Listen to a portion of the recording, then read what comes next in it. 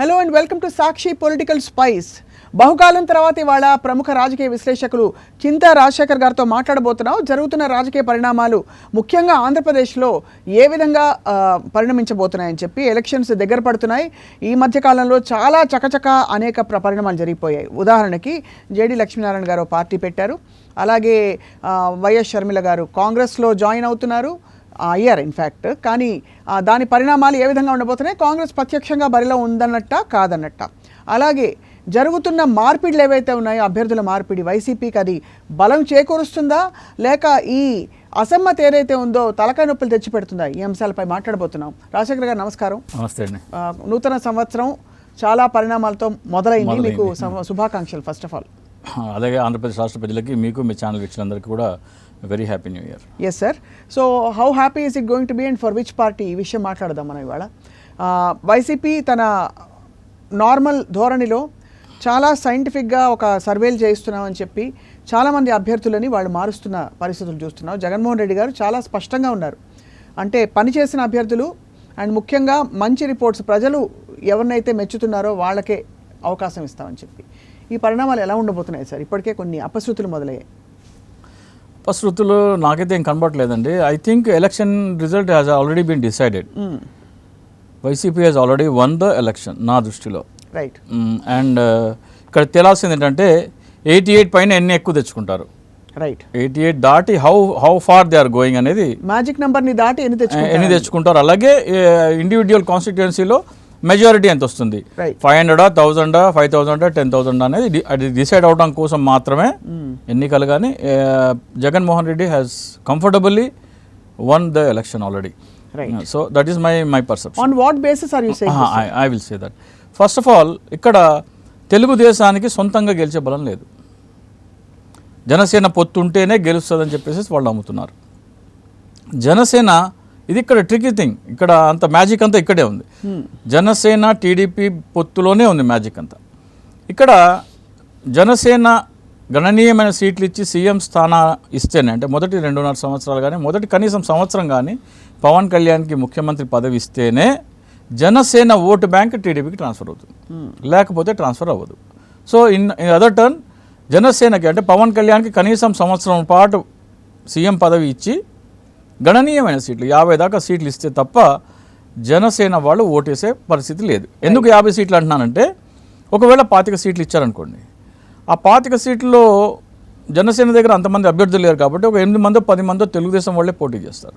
So they will work for Chandrababu Naidu. అంటే గెలిచిన తర్వాత మీరు ఎవరి కోసం పనిచేస్తారంటే automatically they will work for Chandrababu Naidu. 50 సీట్లు ఇచ్చి అది కూడా జనసేన సానుభూతి పరులకు ఇస్తేనే అది వర్కౌట్ అవుతుంది. 50 సీట్లు ఇచ్చినా కానీ 30-40 మంది తెలుగుదేశం వాళ్ళు వచ్చి జనసేన నుంచి పోటీ చేస్తే ఎన్నికలైన తర్వాత గెట్అవుట్ పవన్ కళ్యాణ్ అంటారు. అఫ్కోర్స్ ఇదంటే నేను చెప్తున్నాను ప్రజల కోసం, కానీ నా స్ట్రాంగ్ బిలీఫ్ ఏంటంటే జనసేన పార్టీ పవన్ కళ్యాణ్ది కాదు. సో కాపులు కనుక ఓటు వేస్తే టీడీపీ అలయన్స్ గెలుస్తుందని వాళ్ళ నమ్మకం. అది అవును. ఒకవేళ కాపు ఓటు బ్యాంక్ అంటే కాపు సామాజిక వర్గం పవన్ కళ్యాణ్కి ముఖ్యమంత్రి పదవి ఇచ్చి 50 సీట్లు ఇస్తే కనుక కాపులు డెఫినెట్గా తెలుగుదేశం జనసేన కూటమికి ఓటు వేస్తారు. కానీ బీసీలు అందరూ గంపగుత్తగా వైసీపీకి వేస్తారు. బీసీలు అందరూ గంపగుత్తగా ఎందుకు వేస్తారంటే, గతంలో కాపులకు రిజర్వేషన్ కావాలని చెప్పేసి జరిగిన పోరాటాలు, అలాగే కాపు సీఎం అయితే మేము మా కొంతమంది అత్యుత్సాహమంది యువకులు ఎస్పెషల్లీ ఉభయ గోదావరి జిల్లా, కృష్ణా, గుంటూరు జిల్లాల్లో వాళ్ళు పేటరేగిన విధానం, మా అధికారం వస్తే ఈవెన్ నాకు కూడా థ్రెట్స్ వస్తూ ఉంటాయి, అధికారం వస్తే నీ సంగతి చూస్తామని ఇప్పటి నుంచే మొదలైంది. సో దాన్ని తట్టుకోలేమని చెప్పేసి బీసీ వాళ్ళు డెఫినెట్గా ఎన్ బ్లాక్గా వైసీపీకి వెళ్ళే అవకాశం ఉంది. సో ఐదర్ వే అంటే పవన్ కళ్యాణ్కి సీఎం పదవి ఇచ్చి 50 సీట్లు ఇచ్చినా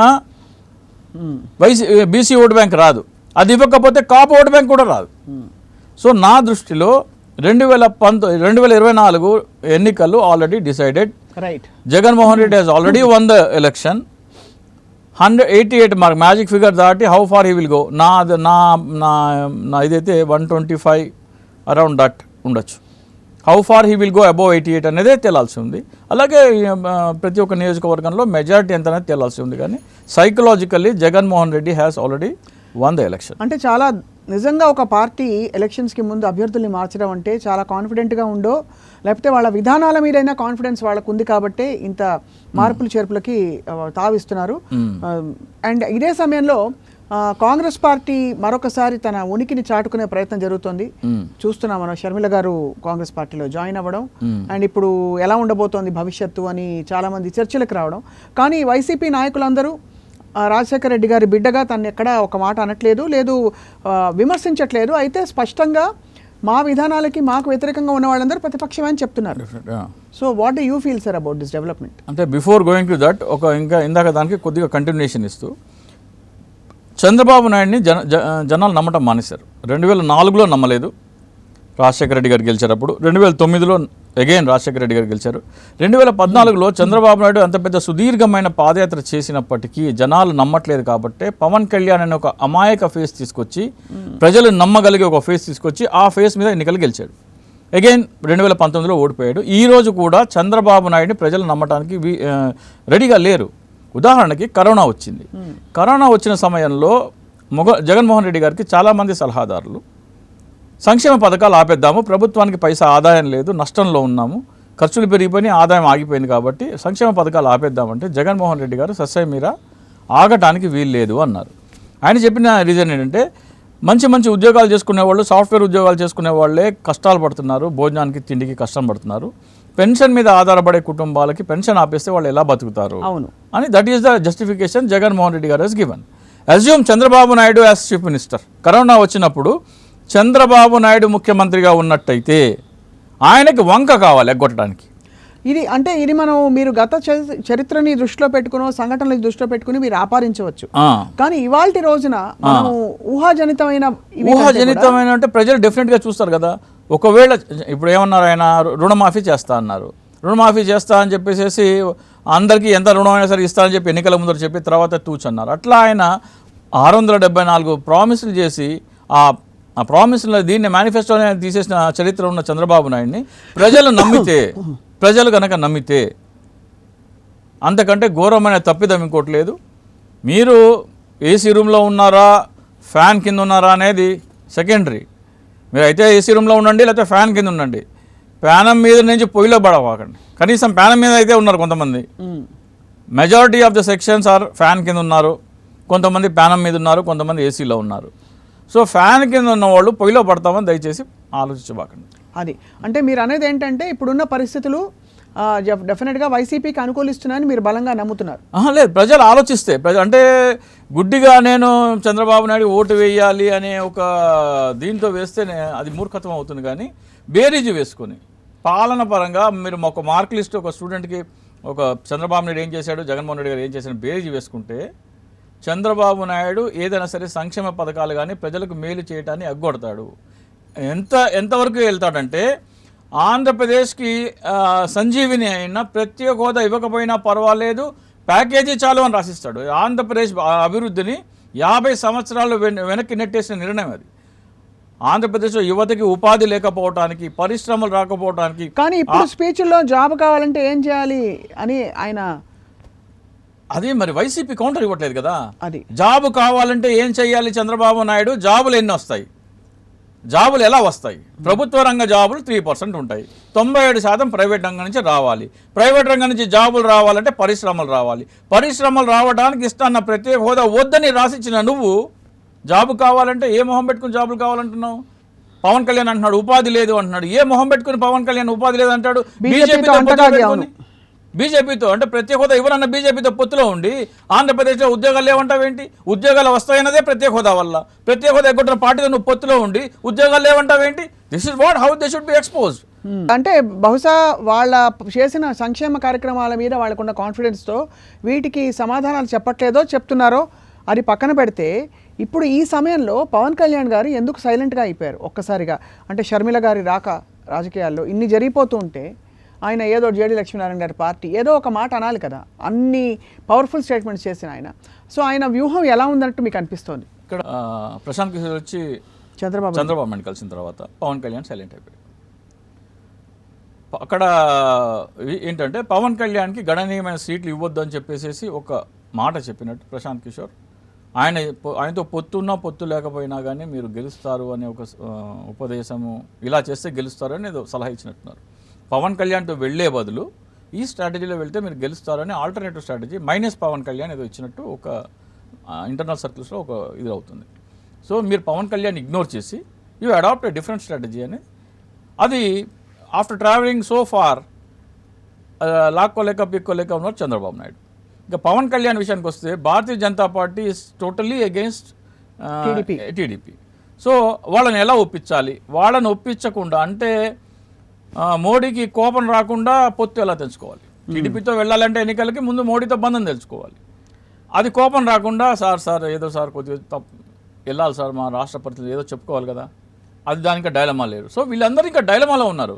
I don't know why people are saying Jaganmohan రెడ్డికి ప్రభుత్వం డౌట్లో ఉందని ఎలా అంటున్నారు, కానీ వీళ్ళు ఇంకా పొత్తులలోనే క్లారిటీ లేదు. అవును, బీజేపీకి పవన్ కళ్యాణ్కి ఒక గొలుసు బంధం ఉంది. పవన్ కళ్యాణ్ ఇంకో కాలు తీసుకెళ్ళి చంద్రబాబు నాయుడుతో గొలుసు బంధంతో పెట్టుకున్నారు. చంద్రబాబు నాయుడు అటు వెళ్దామంటారు, బీజేపీ అటు వెళ్దామంటుంది. పవన్ కళ్యాణ్ 2 చిలికలు అయిపోతాడు తప్ప ఏదో గొలుసు తెంచుకోవాలి. ఇంకా దాంట్లో ఆయన క్లారిటీ రాలేదు కాబట్టి ఆయన మౌనంగా ఉన్నారు. ఇక సీట్ల విషయం, లెటర్ల మీద లెటర్లు వరద పారిస్తున్నారు హరిరామ జోగయ్య గారు. ఇన్ని సీట్లు రావాలని ఆయన నియోజకవర్గాల పేర్లు కూడా ఇచ్చేసారు. ఆయన 58 నియోజకవర్గాల పేర్లు ఇచ్చేసేసి వీటిల్లో జనసేన పోటీ చేయాలని చెప్తున్నారు ఆయన. అక్కడ ఫిగర్ ఏమో 23, 24 అలా ఉంది. సో అన్ని వైపుల నుంచి ఒక ప్రెషర్ పడుతుంది. నేను 2020లో పవన్ కళ్యాణ్ పొత్తు పెట్టుకున్న రోజే చెప్పాను. ఆ రోజే నా ఇంటర్వ్యూస్ ఇఫ్ కాండి మళ్ళీ ప్లే చేస్తాను. నేను బీజేపీతో పొత్తు అంటే ఒక టన్ను ఇనప గుండు మెడలో వేసుకొని గోదావరి ఇదడం లాంటిది. ఆంధ్రప్రదేశ్ ప్రజలు తిరస్కరించిన, నాట్ అగేన్స్ట్ బీజేపీ, ప్రజల మనోభావాలకు వ్యతిరేకంగా ఉంది. ప్రజలు వద్దనుకున్న పార్టీ, ప్రజలు చీత్కరించుకున్న పార్టీ, ప్రజలు అసహించుకున్న పార్టీ. కానీ ఇక్కడ అలా చూసుకుంటే రాజశేఖర్ గారు అందరూ మేధావులే. ఇప్పుడు ఈ విషయం ప్రజలు వద్దన్న పార్టీ అనేది ఇది అభిప్రాయం కాదు కదా, ఇది అక్షర సత్యం కదా. అంటే ఎక్కడో మనకి ఎలక్షన్ లో బయటపడ్డ రిజల్ట్ ఆధారంగా మీరు ఆ మాట అంటున్నారు కదా. పాయింట్ నెంబర్ 1, అంతటి 40 ఏళ్ల ఎక్స్పీరియన్స్ ఉండే చంద్రబాబు నాయుడు గారికి అసలు ఇంతవరకు తెరంగేట్రం చేయని పవన్ కళ్యాణ్ గారి పార్టీ అని తెలుసు. మరి ప్రశాంత్ కిషోర్ గారు ఇంకోళ్ళు వచ్చి చెప్పాలా, ఒక మేధా వచ్చి ఆయన్ని వీళ్ళతో కష్టం అవుతుందని చెప్పి, లేదా అది ఇప్పుడు వచ్చిన సిచ్యువేషన్ అనుకోవాలి. అంటే అందరూ మేధావులు, కొత్తగా రాజకీయాల్లోకి వచ్చిన వాళ్ళు, ఆరుతేరిన జాతీయ పార్టీలు. బీజేపీకి తెలియదా? మాకు లేదు సీను, ఇప్పుడు కొత్తగా వస్తున్న మరో పార్టీని మనం వీళ్ళు పెట్టుకుంటే వీళ్ళతో పెట్టుకుంటే ఏం బెనిఫిట్ వస్తుంది అనే అంచనా. డెఫినెట్గా ఇప్పుడు సూదికి గడ్డిపోచకి సూది ఇంత ఉంది, అది ఒక గడ్డిపోచ ఆధారం కోసం చూస్తుంది. సో జనసేన వైపు చూస్తుంది. ఎందుకంటే ప్రజలు వైసీపీ టీడీపీ ఎన్నికలు అయిపోయిన వెంటనే బీజేపీతో వెళ్ళడానికి సిద్ధంగా లేరు. అండ్ అన్నిటికీ మించి జైలు బయట అంత ఉద్వేగంగా మాట్లాడిన పవన్ కళ్యాణ్ గారు పాపం ఏదైనా పార్టీని కూడా కన్సల్ట్ చేయకుండా చంద్రబాబు నాయుడు గారికి అన్కండిషనల్ మద్దతు ఇస్తున్నట్టు ఆయన చెప్పారు కదా. మరి ఇప్పుడు దాన్ని బేరీజ్ వేయడంలో వీళ్ళు వెన్నుపోటు పొడిచినట్టే కదా చంద్రబాబు నాయుడు గారికి, చంద్రబాబు నాయుడు గారు జనసేనకి. లేదు, బీజేపీకి పవన్ కళ్యాణ్ వెన్నుపోటు పొడిచినట్టుగా, వాళ్ళతో కన్సెంట్ లేకుండా, వాళ్ళ అప్రూవల్ లేకుండా ఎలా పొత్తు పెట్టుకుంటాడు? పవన్ కళ్యాణ్ పొత్తు పెట్టుకున్న టైమింగ్ చూస్తే అది 3 రాజధానుల ప్రకటన రద్దు చేయడం కోసం అని గతంలో చాలాసార్లు చెప్పాను నేను. అది 3 రాజధానుల ప్రకటన రద్దు చేయడం కోసం మాత్రమే, చంద్రబాబు నాయుడు కోసం మాత్రమే బీజేపీతో పొత్తు పెట్టుకున్నాడు. అది తెంచుకోలేక వస్తున్నాడు. ఇప్పుడు చంద్రబాబు నాయుడు ఏం చేశాడు? పవన్ కళ్యాణ్కి బీజేపీకి ముడేశాడు. ఇప్పుడు ఆ పని అయిపోయింది కదా, 3 రాజధానుల పని కోర్టులో ఉంది కదా, నువ్వు పొత్తులో ఉన్న లాభం లేదు కదా, నాతో రా అంటున్నాడు. బంధం ఏమో చాలా స్ట్రాంగ్గా ఉంది. ఇలా రా అంటున్న టైంలో ప్రశాంత్ కిషోర్ వచ్చి మళ్ళీ కొంచెం ఆపుతున్నాడు కదా. ప్రశాంత్ కిషోర్ వల్ల ఇక్కడ ఏం లేదండి, ఎలక్షన్ నేను చెప్పిన కదా ఆల్రెడీ డిసైడ్ అయిపోయింది. ఏ పెద్ద మేధావి వచ్చినా, ఎంత పెద్ద చాణక్యుడు వచ్చినా సరే ఇక్కడ తెలుగుదేశం జనసేన ఆ కంబైన్ అపోజిషన్ని గెలిపించలేడు ఆంధ్రప్రదేశ్లో. ఎలక్షన్ ఆల్రెడీ డిసైడ్ అయిపోయింది. మీరు ఏం చేసినా కానీ జగన్మోహన్ రెడ్డి గారు గెలుస్తారు. కాకపోతే ఏంటంటే చాలా కాన్ఫిడెంట్గా చెప్తారు, కానీ అంటే ఇప్పుడున్న మార్పులు చేర్పులు, ముఖ్యంగా ఒక వర్గం పత్రికలు అక్కడ కేసీఆర్ నాన్నగారు దుమ్మెత్తి పోసి చంద్రబాబు నాయుడు గారిని విమర్శించి లేకపోతే బాగాలేదని అంటే దాని గురించి ఎవరు ప్రస్తావించట్లే. ఇంకో ఆయన జయగల్లా గారు నేను పోటీ చేయనంటే ఆయన గురించి ప్రస్తావించట్లే. ఇక్కడ ఎవరో కొంతమంది పాపం చిన్నపాటి నాయకులు వచ్చి కొంచెం బాధ వ్యక్తం చేస్తారు కదా టికెట్ రాకపోతే, దానికి పెద్దగా ఏదో అయిపోతుందని రాస్తున్నారు. ఎలా ఉండబోతుంది? ఆ నాయకుల వల్ల ఎన్ని ఓట్లు కోల్పోతామో, ఆ వచ్చే నాయకుడి వల్ల అదనంగా ఎన్ని యాడ్ అవుతాయో అవన్నీ క్యాల్కులేషన్ లేకుండానే వాళ్ళు మారుస్తారు జగన్మోహన్ రెడ్డి గారు. ఒక నాయకుడు ఉన్నాడు, అతను తీసేస్తే ఒక 10,000 ఓట్లు 15,000 ఓట్లు పోతాయి ఇక్కడ. ఓకే, -15,000 ఓట్లు. వచ్చే నాయకుడు ఎన్ని ఓట్లు తెస్తాడు? మన సంక్షేమ పథకాలు ఎన్ని ఓట్లు యాడ్ చేసింది, ఇవన్నీ బేరీజ్ వేసుకునే కదా అధికారం మార్చేది. It's not just simply like that. అవును, అది కరెక్టే. దెన్ సో అంత కాన్ఫిడెంట్గా ఉన్నారు కాబట్టి అంత డేరింగ్గా అభ్యర్థులు మారుస్తున్నారు. వీళ్ళకి ఇంకా పొత్తులే ఫైనల్ కాలేదు. అది సో ఇక్కడ పవన్ కళ్యాణ్ సైలెన్స్ ఒకటి కూడా మనకు ఒక ఇండికేటింగ్.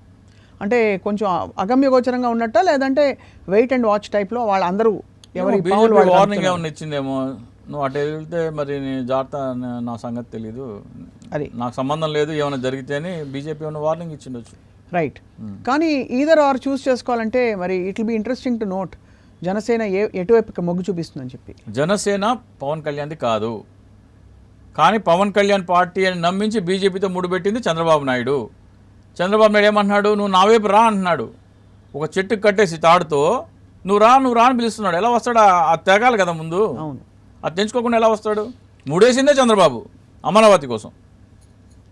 సో ఇప్పుడు finally I want ask you most important question. Sharmila గారి రాక అంటే రాజకీయాల్లో ఖచ్చితంగా ఇందాక అన్నట్టుగా అంటే ఆవిడకి ఎవరికైనా ఎక్కడి నుంచి అయినా పోటీ చేసే అధికారం, లేదు ఎక్కడి నుంచి అయినా అది క్లెయిమ్ చేసుకుని నేను ఇక్కడ స్థానికతని క్లెయిమ్ చేసి ఆ ప్రాతినిధ్యం వహించే అధికారం ఉంటుంది భారత పౌరసత్వం. కానీ డెవలప్మెంట్స్ ఏంటి? నిన్న మొన్నటి వరకు తెలంగాణ కోడల్ని అని తెలంగాణ కోసం బలంగా పార్టీ పెడుతున్నానని చెప్పి పాపం చాలామంది ఐ థింక్ ఇన్వెస్ట్ కూడా చేశారు. అంటే not monetary alone, time and అది ఎఫర్ట్. అలాగే షర్మిల గారు కూడా చాలా సమయాన్ని వెచ్చించారు, 2000 కిలోమీటర్ల దాకా నడిచారు. మరి ఇంత చేసి ఇక్కడ ఒక్కసారిగా కలిపేసి అంటే లక్ష్యం నెరవేరింది అనుకోవాలి. ఆవిడ రాజకీయ లక్ష్యం టీఆర్ఎస్ని పక్కన పెట్టాలని ఆ రాజకీయ లక్ష్యం నెరవేరింది కాబట్టి పక్కకి వెళ్ళాలని అనుకోవాలా? ఇక్కడ పాలిటీషియన్స్కి జనాలు నమ్మాయి ఓట్లు వేయాలంటే క్రెడిబిలిటీ చాలా ఇంపార్టెంట్ అండి.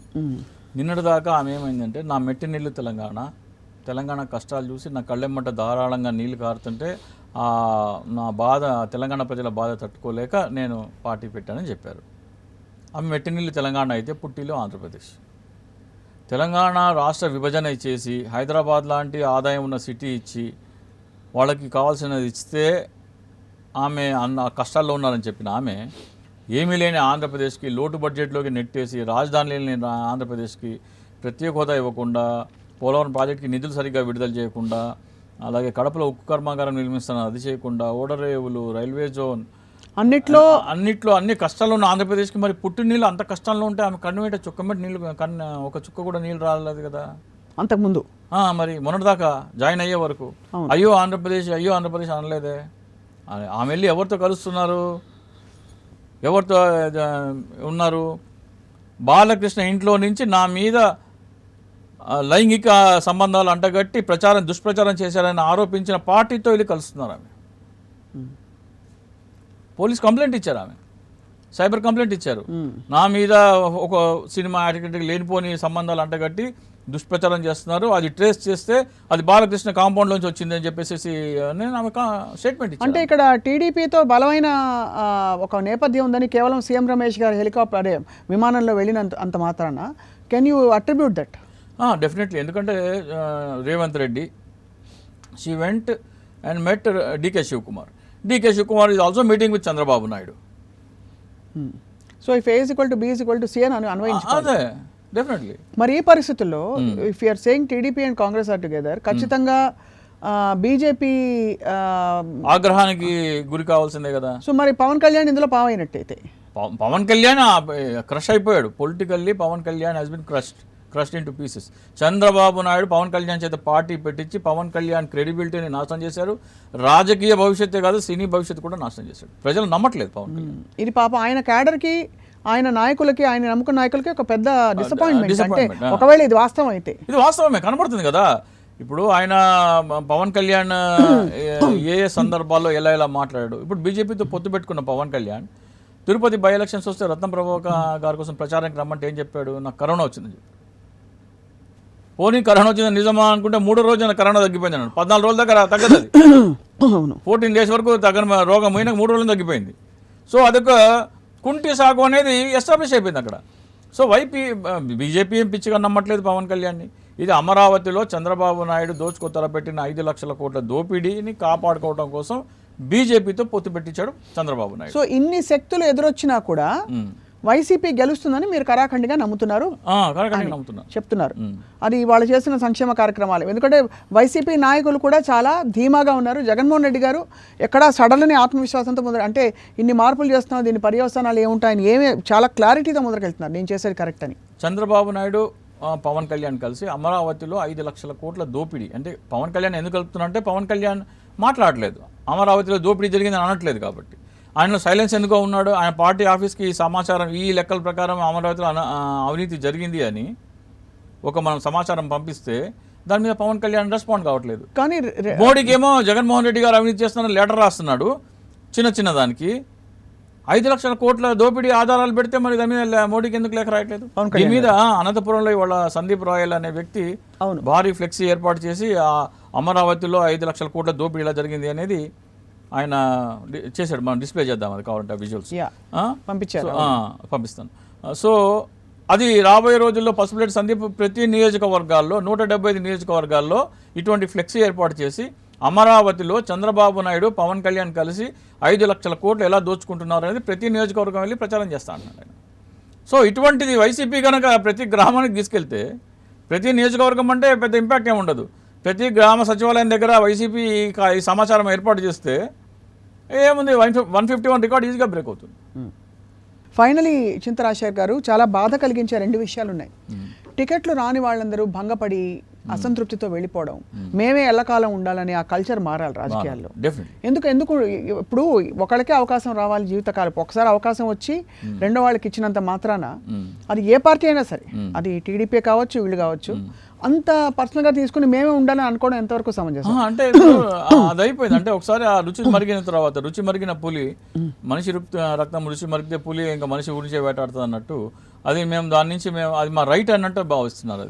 అది రైట్ కాదని చెప్పేసి వాళ్ళ పెర్ఫార్మెన్స్ మాత్రమే వాళ్ళ రైట్ అవుతుంది. అంటే they are able to perform, able to deliver to their people, to their constituency, only then they are eligible for. రెండోది, అసలు ఏమాత్రం ఏ విధమైన ఇవి లేకుండా సెంటిమెంటల్ ఏదైనా ఒక ఎమోషను, ఒక ఔచిత్యం అన్నీ కూడా దృష్టిలో పెట్టుకోకుండా కుటుంబాన్ని చీల్చే రాజకీయాలు, ఇది కూడా చాలా దిగ్భ్రాంతి కలిగిస్తుంది చాలామందికి.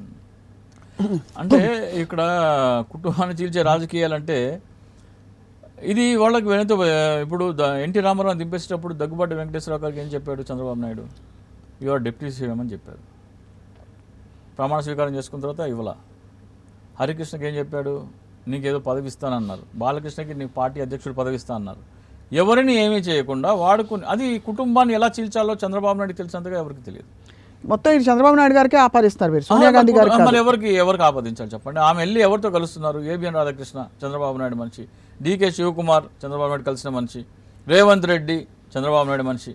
ఆమె ఎవరితో వెళ్ళి ఏ కాంపౌండ్లో ఉన్నారా ఆమె? ఇప్పుడు దీన్ని అంటే ఈ డెవలప్మెంట్ని మాత్రం ఖచ్చితంగా పెద్దగా పట్టించుకోకపోయినా వైసీపీ నాయకులు మాకు ఎదురొచ్చే వాళ్ళందరూ ప్రత్యర్థులే, ప్రతిపక్షమే అని క్లియర్గా చెప్తున్నారు. డెఫినెట్గా అది రాజకీయ పార్టీ చేస్తుంది. ఇక్కడ షర్మిల గారు వెళ్ళి కాంగ్రెస్లో చేరితే అయితే కాంగ్రెస్ కన్నా బలం ఉండాలి, లేకపోతే షర్మిల గారి కన్నా బలం ఉండాలి. లేదా కాంగ్రెస్ అన్నా రాష్ట్రం కోసం ఏమైనా చేసి ఉండాలి, షర్మిల గారు అన్నా ఏమైనా చేసి ఉండాలి. ఇప్పుడు ఉదాహరణకి ఆంధ్రప్రదేశ్లో 2019 ఎన్నికల తర్వాత కాంగ్రెస్ పార్టీకి 54 సీట్లు ఎంత వచ్చినాయి లోక్సభలో, 30 మంది దాకా రాజ్యసభలో ఉన్నారు, 84 మంది ఉన్నారు. ఈ 84 మందిలో ఆంధ్రప్రదేశ్ ఎంపీ ఒక్కరు కూడా లేరు. ఈ 84 మంది ఎంపీలు ఏ ఒక్క ఎంపీ కూడా ఆంధ్రప్రదేశ్కి ప్రత్యేక హోదా కానీ విభజన హామీల అమలు కోసం ఎవరు మాట్లాడలా. అంటే ఆంధ్రప్రదేశ్ ఎంపీ ఉంటేనే మాట్లాడతారు, లేకపోతే మాట్లాడరు. అది కాంగ్రెస్ పార్టీ యొక్క కమిట్మెంట్ టువర్డ్స్ ఆంధ్రప్రదేశ్. అంటే మీకు ఆంధ్రప్రదేశ్ ఎంపీ లేకపోతే మీ పార్టీ విధానం ఆంధ్రప్రదేశ్కి ప్రత్యేక హోదా కదా, మీ ఎంపీల చేత, ఇతర రాష్ట్ర ఎంపీల చేత మీరు మాట్లాడించాలి కదా. అంటే మీకు ఆ చిత్తశుద్ధి లేదు, కేవలం దొంగ నాటకాలు ఆడుతున్నారు. ఇక్కడ రాష్ట్రంలో ఏమైనా చేశారా అంటే ఈ పిసిసి అధ్యక్షులు 2-3 మారారు, ఎవరు చేయలే. ఆఖరికి నేను వాళ్ళ పార్టీకి నేను స్పాన్సర్ చేశాను, ప్రత్యేక హోదా బ్యాడ్జీలు హస్తం గుర్తు చేయించి కాంగ్రెస్ పార్టీతో 80,000 రూపాయలు పెట్టి బ్యాడ్జీలు స్పాన్సర్ చేసి ఒక కార్యక్రమం చేయమంటే ఆ కార్యక్రమం చేయడానికి ఇష్టపడలే వాళ్ళు. ఆ మాత్రం కమిట్మెంట్ వాళ్ళు లేని పార్టీ వాళ్ళు చేయట్లేదు. వాళ్ళకి డబ్బులు ఇచ్చి 80,000 రూపాయలు ఖర్చు పెట్టి బ్యాడ్జీలు ఇచ్చి పెట్టించి మీరు అధికారికంగా పార్టీ మీ కార్యకర్తలకు పెట్టిస్తే ప్రజల్లో ఒక కదలిక, ఒక చర్చ అనేది మొదలవుతుంది ప్రత్యేక హోదా మీద. అంటే ఆ కార్యక్రమం అధికారికంగా చేపట్టడానికి ఇష్టపడని పార్టీ ఆంధ్రప్రదేశ్ ప్రయోజనాలకి, ఆంధ్రప్రదేశ్కి ప్రత్యేక హోదా తీసుకొస్తామని ఎట్లా మాట్లాడుతుంది? సో వాళ్ళ కమిట్మెంట్ లేదు, వాళ్ళ చిత్తశుద్ధి లేదనేది రుజువు అయిపోయింది. షర్మిల గారేమో 9 సంవత్సరాలు 9 నెలలు పుట్టింటి కన్నీళ్ళ గురించి ఆమె పట్టించుకోలేదు, కాంగ్రెస్ పార్టీ కూడా పట్టించుకోలేదు. ఈ రెండు కలిస్తే ప్రజలు ఏమాత్రం అవుతారు. సో చాలా మంది వైసీపీ ఎంపీలు వచ్చి కాంగ్రెస్ పార్టీలో చేరతారంటున్నారు. పాతకాలంలో రాజులు ఒక గది ఏర్పాటు చేసేవారు. ఎవరైనా సరే అలిగితే అలక గదిలో వెళ్ళి మా రాణులు ఎవరైనా సరే వెళ్తే ఆ గదిలో ఉండేవాళ్ళు అంట. సో కాంగ్రెస్ పార్టీ ఆంధ్రప్రదేశ్లో అలక గది కాబోతుంది. కాబోతుంది. రైట్, వేచి చూద్దాం సార్. అంటే నిజంగానే రసవత్తరంగా మారుతున్న రాజకీయాలు. But at the same time ఇంత జరుగుతున్న 175కు 175 అనే ధీమాతో ముందుకెళ్తున్న అధికార పార్టీ, డెవలప్మెంట్స్ ర్యాపిడ్గా వెళ్తున్నాయి. అండ్ రాబోయే 2 నెలల్లో చాలా ఇంకా మార్పులు చేర్పులు చూడబోతున్నాం మనం. We'll wait and watch what happens. Thank you very much. నమస్కారం.